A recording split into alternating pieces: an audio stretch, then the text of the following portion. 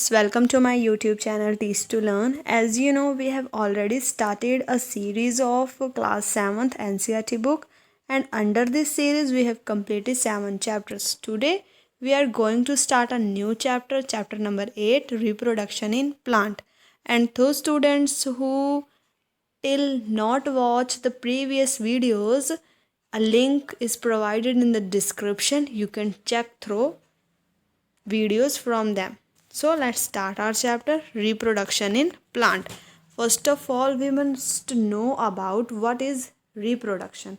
जो ये रिप्रोडक्शन है इसके बारे में क्लास 6th में आप सभी ने पढ़ा होगा ही कि जो जितने भी लिविंग ऑर्गेनिजम्स हैं उनमें एक करेक्टरिस्टिक्स होती है अपने ही तरह के और ऑर्गेनिजम्स को प्रोड्यूस करने की, और जो प्रोडक्शन है new individual from their parents, उसी को क्या कहा जाता है, रिप्रोडक्शन कहा जाता है। जैसे कि कोई भी ह्यूमन बीइंग है, ठीक है, कोई ह्यूमन बीइंग है तो अगर वो अकेला ही है, ठीक है, इस अर्थ पे है, अगर कोई ह्यूमन बीइंग अकेला है इस अर्थ पे है, ठीक है, तो क्या हुआ, अगर ये अकेली ही रहेगी तो कुछ टाइम बाद इसकी एज होगी, ये क्या हो जाएगी, मर जाएगी। मीन्स इस जो अर्थ है इससे गायब हो जाएंगे। पर अगर ये गायब हो गई तो फिर इस तरह तो जितने भी ह्यूमंस हैं फिर उनकी तो जो संख्या है वो घटती चली जाएगी। पर कहते हैं कि जो पॉपुलेशन है वो बढ़ रही है, तो वो बढ़ती कैसे है, वो रिप्रोडक्शन के कारण ही बढ़ती है। क्योंकि जब भी कोई भी पेरेंट्स, एक क्या हो गया मेल और एक क्या हो गई फीमेल, ये दोनों मिल के क्या करते हैं, जब रिप्रोड्यूस करते हैं तो फिर उसी से क्या किसकी प्रोडक्शन होती है, इन्हीं की तरह दिखने वाले ऑर्गेनिजम्स की, जिसे हम क्या कहते हैं, इन दोनों का छोटा सा बेबी हुआ है। तो वही है जो प्रोडक्शन होगी न्यू इंडिविजुअल की, न्यू इंडिविजुअल हुआ फ्रॉम देयर पेरेंट्स, उसे हमने क्या कहा, reproduction.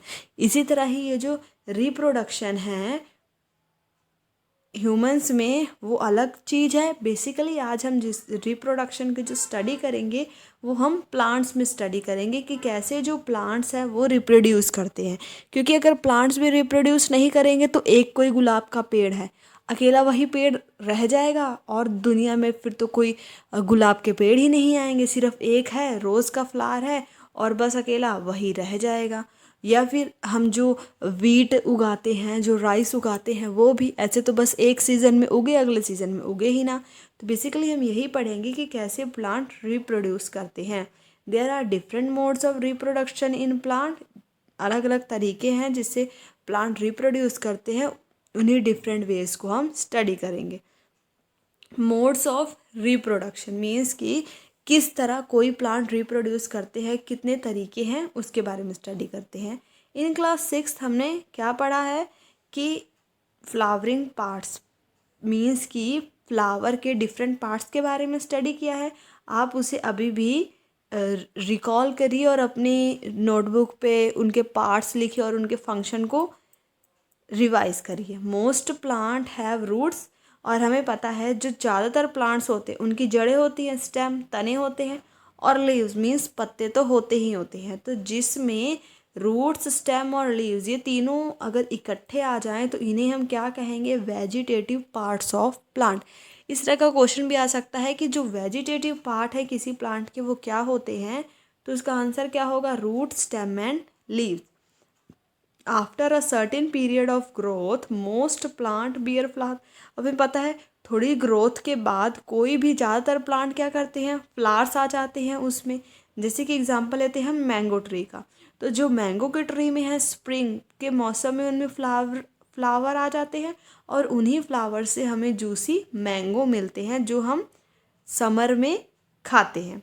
We eat the fruits and usually discard the seed. हम क्या करते हैं, मैंगो खाया होगा ना आप लोगों ने, तो आपने देखा होगा उसके अंदर सीड होती है, उसकी गुठली होती है, तो हम क्या करते हैं, फ्रूट को तो खा लेते हैं पर जो सीड होता है उसको हम फेंक देते हैं।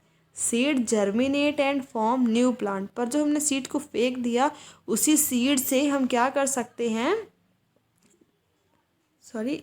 हम न्यू प्लांट जर्मिनेट कर सकते हैं जो सीड हमने मैंगो की डिस्कार्ड कर दी। So what is the function of flowers, अभी हमने देखा क्या जो फ्लावर है फिर उसका फंक्शन क्या होगा? क्या फ्लावर का सिर्फ यही फंक्शन है कि हमने उसे यूज़ किया रंगोली बनाने के लिए, या फिर उसे यूज़ किया कि हाँ हमें सुंदर सा अपना घर सजाना है, मंदिर सजाना है, तो सिर्फ क्या फ्लावर का वही एक अकेला काम होता है? नो, फ्लावर का जो एक इम्पॉर्टेंट फंक्शन है वो क्या है? Reproduction in plant. अगर कोई आपसे पूछे कि who perform the reproduction in plant, तो आपका आंसर क्या होगा? फ्लावर्स। जो फ्लावर्स हैं वो क्या होते हैं? रिप्रोडक्टिव पार्ट्स होते हैं। तो रिप्रोडक्टिव पार्ट्स क्या हो जाते हैं किसी भी प्लांट के? Flowers. There are several ways by which plant reproduce their offsprings. अब कई तरह के वेज हैं। ऑफस्प्रिंग्स का मतलब अपने बच्चे, मीन्स प्लांट क्या प्रोड्यूस करते हैं? अपने ऑफस्प्रिंग्स को प्रोड्यूस करते हैं। इस तरह के कई वेज हैं, जैसे कि यहाँ पे हम दो वेज पढ़ेंगे, एक है एसेक्सुअल और दूसरा क्या है? Sexual reproduction. एसेक्सुअल रिप्रोडक्शन को हम पहले डिटेल में स्टडी करेंगे, उसके बाद हम सेक्सुअल पर आएंगे। जो एसेक्सुअल रिप्रोडक्शन है उसमें क्या होता है? A plant can give rise to new plant without seed. जो एसेक्सुअल है उसमें मेन डिफरेंस यही है कि एसेक्सुअल में हमें सीड की ज़रूरत नहीं होती, पर जो सेक्सुअल रिप्रोडक्शन होती है उसमें हमें कोई भी न्यू प्लांट चाहिए तो वो सीड से ही ऑब्टेन हो सकता है। अब यहाँ पे देखो पहेली क्या कह रही है। पहेली को भी आप लोगों की तरह यही लगता था कि कोई भी प्लांट है वो सीड से ही ग्रो होगा। सच बताइए, आपको क्या पहले ये पता था कि सारे प्लांट सीड से ग्रो नहीं हो सकते हैं? अगर हाँ तो कमेंट बॉक्स में ज़रूर बताएं। तो यहाँ पे देखो पहली को भी यही लगता था कि जो पहले सारे प्लांट ना सीड से ही ग्रो हो रहे हैं। She has never seen the seeds of, फिर उसको बाद में ये माइंड में क्लिक भी हुआ कि उसने शुगर केन, पोटैटो और रोज़ इनके तो कभी सीड देखे ही नहीं हैं।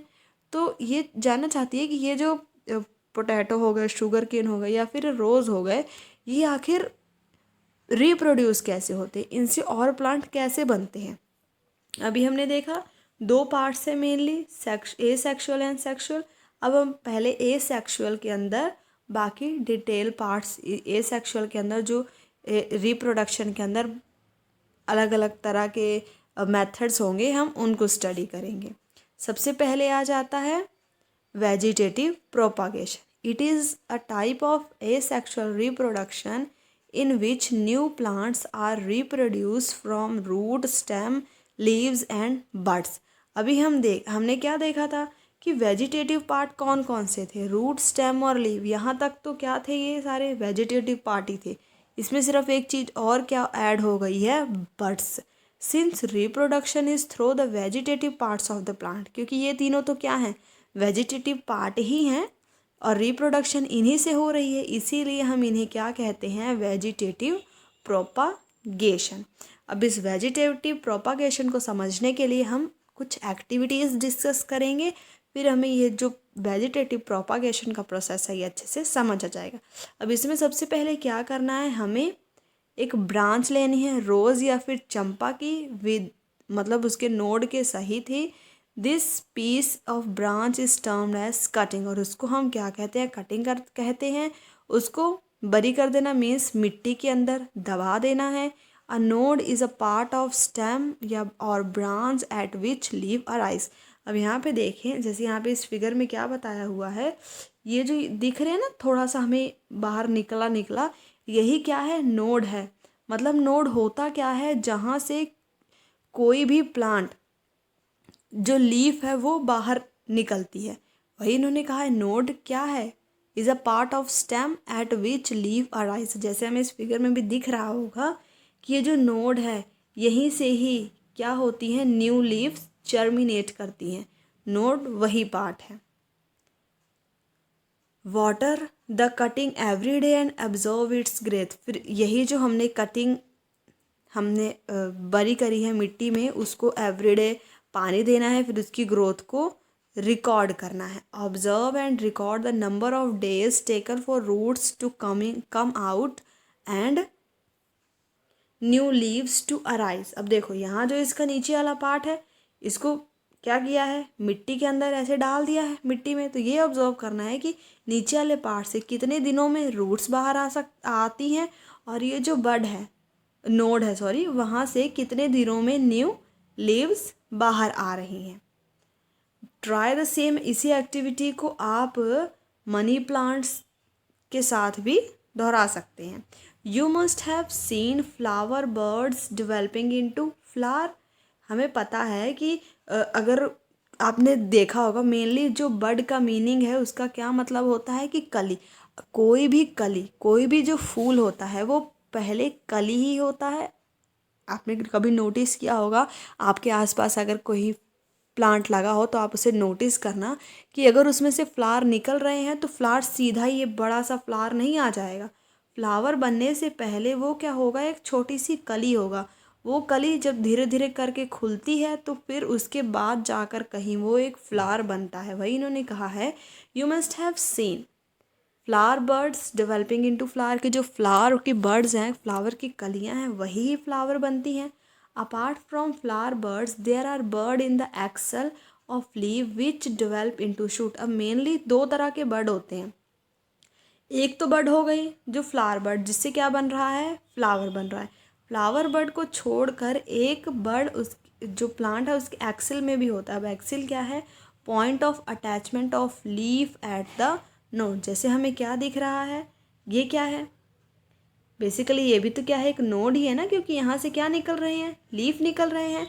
तो जो पॉइंट ऑफ अटैचमेंट है, जहाँ पर लीफ और नोड ये अटैच कर रहे हैं, इन्हीं के बीच में ये क्या दिख रही है, ये जो है, ये बर्ड फ्लावर को जर्मिनेट नहीं करेगी। इस बर्ड से क्या बनेगी, न्यू लीफ ही बनेगी। तो बेसिकली दो तरह की बर्ड होते हैं, एक फ्लावर बर्ड होता है और एक होता है ऐसा बर्ड जिससे न्यू लीफ बनती है, विच डेवलप इनटू शूट्स। शूट्स का मतलब होता है अगर कोई भी फ्लावर है, शूट का मतलब फ्लावर के ऊपर वाला हिस्सा डेवलप कर रहा है, और रूट का मतलब तो हमें पता है उसकी जड़ें। These buds are called vegetative buds. अब ऐसी बर्ड जिनसे लीव्स बन रही हैं, इस तरह की बर्ड्स को हम क्या कहते हैं, वेजिटेटिव बर्ड्स कहते हैं। A bud consist of a short stem around which immature overlapping leaves are present. Vegetative bud can give rise to new plant. Basically ये जो बर्ड है ये किसके अराउंड लगा हुआ है, ये अभी ना, ये जो लीव्स हैं ये क्या है, इमेच्योर हैं। जब ये लीव्स मेच्योर हो जाएंगी तो मेच्योर होने के बाद ये लीव्स क्या करेंगी, आपने देखा होगा जो कई पेड़ होते हैं उनकी लीव्स तो लगी रहती हैं, पर लीव्स लगने के कुछ टाइम बाद जब वो मेच्योर हो जाती है ना, तो वो टूट कर क्या करती हैं, ज़मीन पे गिर जाती हैं। तो इस तरह तो सारे पेड़ की पत्तियाँ ही गायब हो जानी चाहिए, पर ऐसा नहीं होता है। कुछ न्यू लीव्स फॉर्म होती रहती है, और जो न्यू लीव्स हैं वो इस वाले बर्ड से ही न्यू लीव्स क्या होती रहती हैं, फॉर्म होती हैं। इट मीन्स ये जो बर्ड है किसके अराउंड है, अभी इमेच्योर लीव्स के अराउंड ही ये सराउंडेड है, क्योंकि जब तो ये लीव मेच्योर हो जाएंगी तब तो ये टूट कर नीचे गिर जाएंगी, और फिलहाल तो अभी ये इमेच्योर है। इसी के कारण ये जो बर्ड है ये अभी छोटा है, क्योंकि जब ये बर्ड बड़ा होगा तो ये वाली लीव्स उस टाइम तक मेच्योर हो चुकी होंगी और इससे टूटकर नीचे गिर जाएंगी। वही इन्होंने कहा है, a bud consist of short stem around which immature overlapping leaves are present. कि बर्ड क्या है, एक छोटा सा हिस्सा है जिसके आसपास इमेच्योर लीव्स प्रेजेंट है, और vegetative bud give rise to a new plant. अब न्यू लीव्स आएंगे तो फिर इसी से क्या है, न्यू प्लांट को ये जन्म देता है। तो यहाँ से आपको समझ में आया कि जो वेजिटेटिव प्रोपागेशन है, बेसिकली इसमें हम यही स्टडी करेंगे कि कैसे कोई प्लांट रूट से, स्टेम से, लीव्स से या फिर बड से किसी दूसरे प्लांट को रिप्रोड्यूस कर रहा है।